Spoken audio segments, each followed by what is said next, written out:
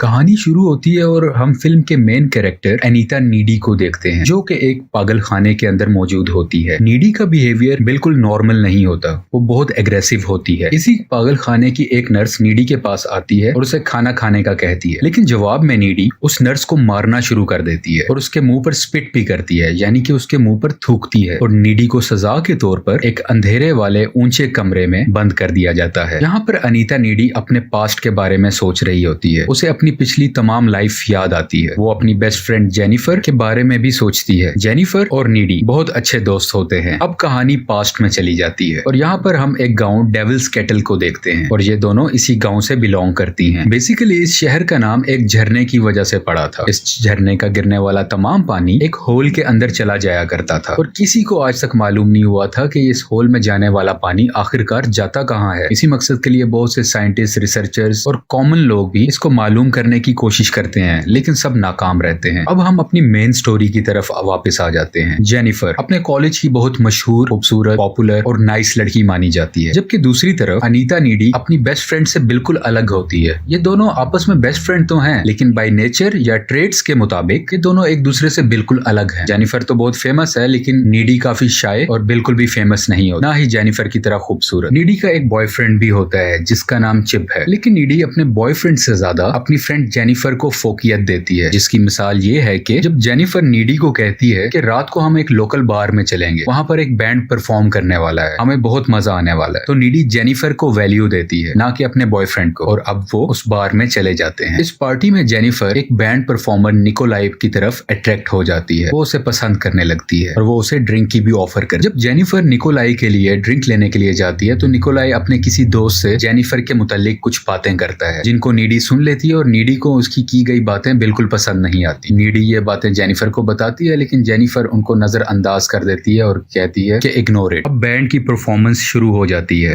लेकिन उसी वक्त शॉर्ट सर्किट होने की वजह से इस हॉल में आग लग जाती है और आहिस्ता आहिस्ता ये आग बहुत ज्यादा फैलने लगती है और यहाँ पर सब लोग काफी मुश्किल से अपनी जान बचाते हैं। नीडी भी जेनिफर को टॉयलेट की विंडो तोड़कर बाहर की तरफ भाग आती है और पूरे हॉल में, पूरे बार में काफी ज्यादा आग लग चुकी हो, लोग चीख रहे होते हैं। अब सब बाहर आ चुके होते हैं। बैंड मेंबर निकोलाई जेनिफर को कहता है कि तुम हमारे साथ चलो, हम बहुत एंजॉय करेंगे, और उसे वो वैन में जाने का कहता है। नीडी जेनिफर को बहुत रोकती है कि तुम मत जाओ, लेकिन जेनिफर का दिल होता है उनके साथ जाने में और जेनिफर निकोलाई और उसके दोस्तों के साथ वैन में बैठकर चली जाती है और नीडी पीछे अकेली रह जाती है और वो जेनिफर को यहाँ से अकेले जाते देख रही होती है और ये दुख उसके चेहरे पर साफ नजर आ रहा है। अब नीडी परेशानी की हालत में वापस अपने घर आ जाती है और यहाँ पर वो अपने बॉयफ्रेंड चिप को कॉल करती है और इस वाकये के बारे में सब कुछ उसे बताती है। वो उसे बताती है कि जेनिफर उन लोगों के साथ चलेगी है, मुझे डर है कि कहीं वो उसको कुछ नुकसान ना पहुंचा दें। ये जेनिफर के रेप होने का डर भी अपने बॉयफ्रेंड को बताती है। अभी फोन पर बात हो ही रही होती है कि इसके घर के बाहर एक बेल होती है। ये बाहर जाकर देखती है, लेकिन वहां ऐसे कोई नजर नहीं आता। अब जब डोर के बाहर कोई नहीं होता तो वो वापस अंदर आने लगती है, लेकिन अंदर आते हुए उसे घर के अंदर से कुछ आवाजें सुनाई देती हैं और वो जैसे ही डरते हुए अंदर आती है तो सामने देखती है कि जेनिफर बैठी हुई है, जो कि बहुत जख्मी हालत में है। उसके चेहरे पर खून लगा हुआ है और यहाँ पर जेनिफर एक अजीब क्रीपी किस्म की स्माइल देती है, जिसे देखकर नीडी परेशान हो जाती है। इसके अलावा जेनिफर इस घर का फ्रिज ओपन करती है और यहाँ से कच्चा चिकन निकालकर उसको भी खाने लग जाती है। जेनिफर यहाँ पर एक डरा देने वाले तरीके से चीखती है, चिल्लाती है और इसके अलावा उल्टियां भी करती है, जो कि काले रंग की होती है। जेनिफर इसको डराने के बाद यहाँ से चली जाती है। अब अगला दिन आ जाता है। नीडी कल रात हुए वाकये के बारे में सब कुछ सोच रही होती है और बहुत परेशान होती है। जेनिफर के लिए भी बहुत परेशान होती है। यहाँ पर जेनिफर आ जाती है, जो कि बिल्कुल नॉर्मल लग रही होती है। कल रात जेनिफर की हालत तो बहुत खराब थी, लेकिन आज सुबह वो पहले से ज्यादा एक्टिव, एनर्जेटिक और बोल्ड लग रही होती है। अब ये दोनों अपनी क्लासरूम में मौजूद होते हैं। यहाँ पर इनके टीचर कल रात बार में मरने वाले लोगों पर अफसोस कर रहे होते हैं, दुख कर रहे होते हैं। तो जेनिफर उसको देख के हंस रही होती है और अपने टीचर का मजाक बनाती है। जेनिफर के अंदर बहुत सी चेंजेस आ चुकी होती हैं, जो कि नीडी इन सब चेंजेस को देखकर बहुत परेशान होती है और बहुत ज्यादा कंफ्यूज होती है। नीडी अपने बॉयफ्रेंड चिप को भी ये सारी बातें बताती है। वो इसे ये भी बताती है कि कल रात जेनिफर उसके घर आई थी और उसका बिहेवियर बहुत अजीब था, जैसे कि जेनिफर के अंदर कोई चीज आ चुकी थी और वो जेनिफर बिल्कुल नहीं लग रही थी और वो बहुत वियर्ड बिहेव कर रही है। और अब कहानी में कुछ ट्विस्ट आने वाले हैं। जेनिफर अपने कॉलेज की फुटबॉल टीम के कैप्टन से मिलती है, जो कि बहुत दुखी था क्योंकि कल रात हुए एक्सीडेंट में इसके कुछ दोस्त मर चुके होते हैं। जेनिफर उसको बहलाती है और स्कूल के करीब वाले जंगल में ले जाती है। यहाँ पर वो उसे सेड्यूस भी करती है और उसी वक्त इनके चारों तरफ कुछ जानवर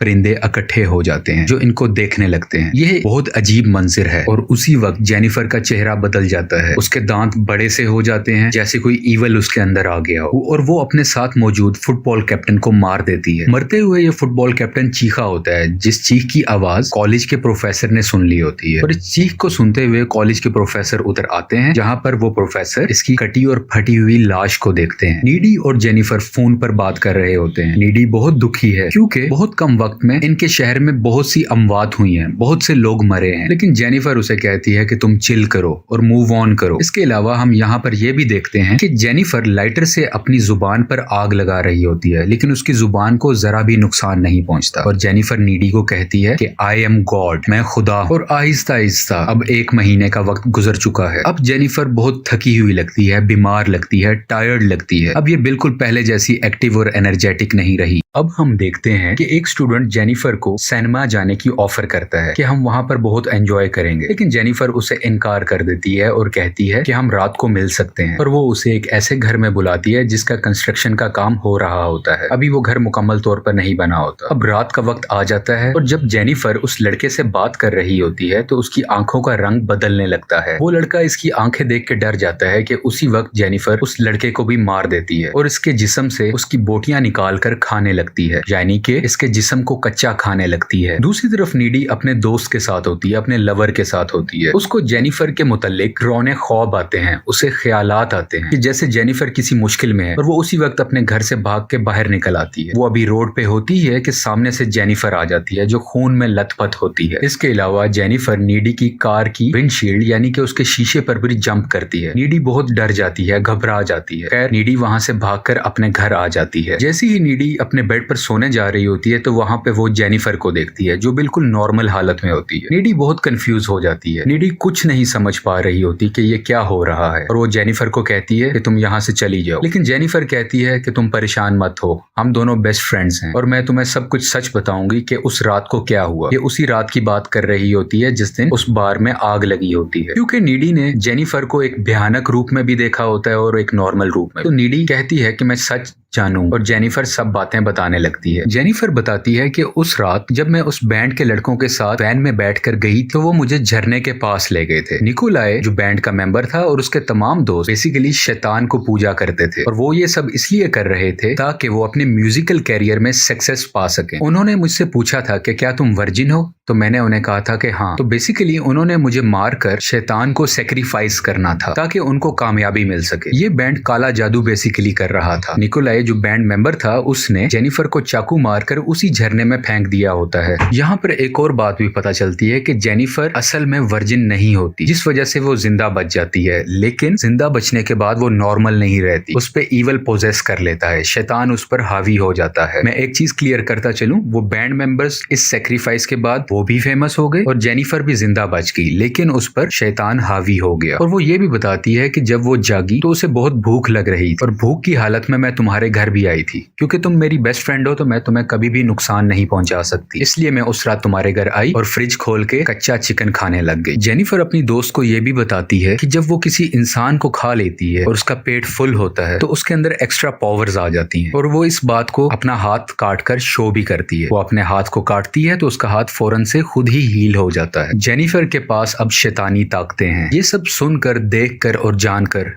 नीडी बहुत डर जाती है और वो जेनिफर को कहती है कि यहाँ से तुम चली जाओ, मुझे इस वक्त और कोई बात नहीं करे। और जेनिफर इसके घर की खिड़की से कूदकर बाहर चली जाती है, लेकिन ये खिड़की 2nd फ्लोर पर होती है जो कि जमीन से तकरीबन 12-13 फुट के फासले पर होती है। इतनी बड़ी जंप देखकर नीडी और घबरा जाती है। नीडी इस मामले की मजीद इंफॉर्मेशन के लिए अपने टाउन की लाइब्रेरी में जाती है और वहां पर वो पैरानॉर्मल बुक्स की रीडिंग करती है ताकि वो सच को जान सके और कोई हल निकाल सके। बुक रीडिंग से नीडी को पता चलता है कि उस बैंड से गलती हुई थी, क्योंकि वो जेनिफर को वर्जिन समझ रहे थे। उसके बदले में वो लोग तो फेमस हो गए, लेकिन जेनिफर पर शैतान हावी हो गया और अब जेनिफर को ठीक करने का एक ही तरीका है कि उसके दिल में चाकू मार दिया जाए, क्योंकि इसके अलावा और कोई हल नहीं है इस बुक के मुताबिक। इसके अलावा नीडी ये सब बातें अपने लवर चिप को भी बताती है, लेकिन चिप इसकी बातों पर ज्यादा ध्यान नहीं देता और ना ही यकीन करता है। वो नीडी को कहता है कि तुम किसी साइकेट्रिस्ट को दिखाओ। इसके अलावा नीडी को यह भी पता चलता है कि जेनिफर के लिए लोगों को मार के खाना बहुत जरूरी है, क्योंकि अगर वो उन्हें नहीं खाएगी तो वो पहले जैसी खूबसूरत नहीं रहेगी। तो खुद को खूबसूरत और जवान रखने के लिए जेनिफर को लोगों को मार के खाना जरूरी है। अब से कुछ दिन बाद इनके कॉलेज में एक डांस फंक्शन भी होता है जहाँ पे बहुत से लोग इकट्ठे होने वाले होते हैं। नीडी इसलिए भी परेशान होती है कि जेनिफर उस फंक्शन में किसी न किसी को मार ना दे, बल्कि वो और ज्यादा इसलिए भी परेशान होती है कि नीडी का बॉयफ्रेंड चिप की जान को भी खतरा हो सकता है और वो अपने बॉयफ्रेंड को भी कहती है कि तुम उस फंक्शन में मत आना, लेकिन इसका बॉयफ्रेंड हंस के बात को टाल देता है और कहता है कि कुछ नहीं होगा, तुम रिलैक्स रहो। अब डांस डे का दिन आ जाता है। इस फंक्शन में सब लोग डांस कर रहे होते हैं। नीडी यहाँ पर अपने बॉयफ्रेंड का इंतजार कर रही होती है, लेकिन अब तक चिप नहीं आया होता और दूसरी तरफ जेनिफर भी वहां पे अवेलेबल नहीं हो। उसके जहन में बहुत से बुरे ख्यालात आते हैं। वो डर जाती है कि इधर फंक्शन में ना तो चिप है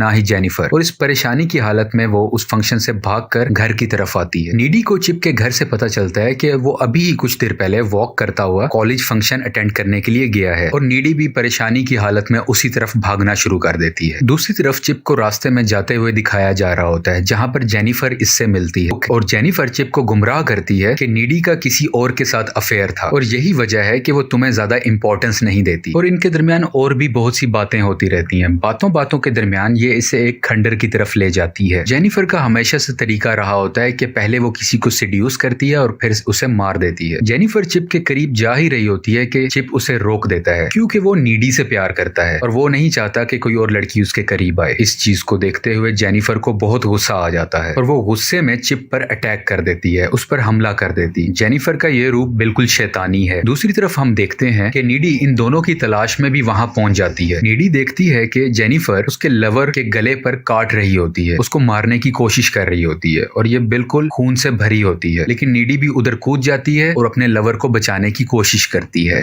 नीडी जेनिफर को धक्का देती है, उससे लड़ती है और उसके मुंह पर स्प्रे भी करती है ताकि वो दूर हो जाए। जेनिफर को यहाँ पर मजीद गुस्सा आ जाता है और वो गुस्से की हालत में कहती है कि वो सिर्फ लड़कों को नहीं मार बल्कि लड़कियों को भी मार सकती है। और उसी के बाद जेनिफर अपनी शैतानी ताकत की मदद से हवा में उड़ने लगती है। इन दोनों दोस्तों के दरमियान काफी बहस होती है और जैसे ही जेनिफर नीडी को मारने लगती है तो जख्मी हालत में पड़ा हुआ चिप एक रॉड की मदद से जेनिफर पर हमला करता है और वो रॉड उसके पेट में घुसा देता है, जिसकी वजह से जेनिफर बहुत घायल हो जाती है। जेनिफर बहुत थक चुकी होती है क्योंकि उसका बहुत ब्लड लॉस हो रहा होता है और वो वहां से चली जाती है, लेकिन नीडी यहीं पर अपने लवर के साथ मौजूद होती है जो उसकी आंखों के सामने मर रहा होता है और बिल आखिर मर जाता है। नीडी बहुत उदास होती है और गुस्से में भी वो हर हालत में जेनिफर से बदला लेने जाती है और इसी बदले के लिए वो जेनिफर के घर जाती है। जब नीडी जेनिफर के रूम में आती है तो इन दोनों के दरमियान फाइट शुरू हो जाती है और इसी फाइट के दरमियान जेनिफर नीडी के गर्दन पर काट भी लेती है। खैर लड़ाई होती रहती है और बिल आखिर नीडी जेनिफर के दिल के अंदर एक चाकू नुमा बड़ा सा ब्लेड डाल देती है, जिसकी वजह से उसका खून बहने लगता है क्योंकि नीडी ने पढ़ा होता है कि जेनिफर को मारने का एक ही इलाज है कि इसके दिल पर हमला किया जाए। और इसी लम्हे के बाद जेनिफर और उसका डेविल यानी कि उसका शैतान वहीं पर खत्म हो जाता है। लेकिन इन चीखों की आवाजें सुनकर जेनिफर की मॉम उसके कमरे में आती हैं और वो देखती हैं कि नीडी ने उनकी बेटी को जान से मार दिया होता है। और अब मूवी अपने इनिशियल सीन्स पे आ जाती है कि नीडी क्यों उस जेल में थी, क्यों उस पागल खाने में थी, क्योंकि इसने जेनिफर का कत्ल किया होता है। लेकिन अजीब बात हमें यह पता चलती है कि अब ये नीडी पहले वाली नीडी नहीं रही और उसकी वजह यह है कि जेनिफर ने नीडी को लड़ाई के दरमियान काटा होता है, जिसकी वजह से ये शैतानी ताकतें नीडी के अंदर भी आ जाती और हम यहाँ पर नीडी को हवा में उड़ता देखते हैं। यहाँ पर नीडी के पास भी अब सुपर नेचुरल पावर आ जाती है और इसी वजह से वो बहुत ज्यादा एग्रेसिव होती है, जबकि पहले नीडी ऐसी नेचर की नहीं थी। यहाँ पर ये इस काल कोठरी के अंदर बंद होती है, लेकिन नीडी अपनी शैतानी ताकतों का इस्तेमाल करते हुए यहाँ से उड़ जाती है और खिड़की से बाहर निकलकर बाहर चली जाती है, यानी कि इस जेल से भाग जाती है। जेल से भागकर ये उसी झरने के पास जाती है और इसे वही चाकू मिलता है जो निकोलाई ने जेनिफर को शैतानी ताकतें हासिल करने के लिए मारा होता है। नीडी उस चाकू को उठा लेती है और एक कार से लिफ्ट लेते हुए वहीं पर जाती है जहाँ पर वो बैंड होता है, जहाँ पर वो बैंड अपना कॉन्सर्ट कर रहा होता है। हम इस बैंड को भी देखते हैं जो अपना कॉन्सर्ट खत्म करने के बाद अपने रूम में बैठकर अय्याशी कर रहे होते हैं, जैसे कि ड्रग्स इस्तेमाल करना। और उसी वक्त वहां पर कोई आता है और इन सब मेंबर्स को मार देता है बहुत ब्रूटल तरीके से। इस वक्त तक ये नहीं दिखाया जाता कि ये कत्ल किसने किए, इन म्यूजिकल बैंड मेंबर्स को किसने मारा, लेकिन आगे चल के हम देखते हैं कि सीसीटीवी फुटेज में इनके रूम से और कोई नहीं निकल रहा होता बल्कि नीडी ही आ रही होती है, यानी कि ये तमाम कत्ल नीडी ने किए होते हैं। और इसका मतलब बिल्कुल क्लियर है, नीडी ने उन म्यूजिकल बैंड वालों को मार दिया जो कि वो डिजर्व करते थे, क्योंकि उनकी वजह से ये सब कुछ हुआ था। उसका लवर मरा था, उसकी बेस्ट फ्रेंड मरी थी और भी बहुत से कत्ल हुए थे। और यहीं पे इस मूवी की एक्सप्लेनेशन खत्म हो जाती है। आपको पसंद आए तो लाइक और सब्सक्राइब करें। Thanks for watching.